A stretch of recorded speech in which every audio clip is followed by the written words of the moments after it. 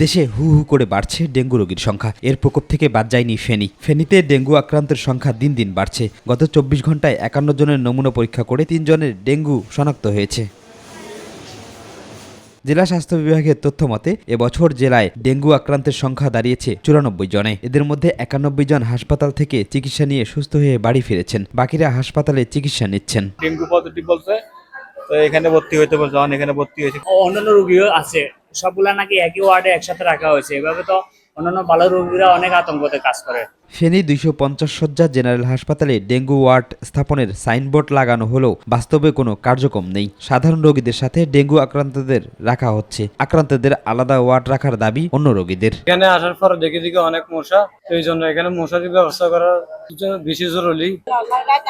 খাবার এগুলা খাবে, ওআরএস আর বেশি বেশি করে পানি খাবে, ডাবের পানি। ডেঙ্গু রোগীদের মশারি দেওয়া হয়।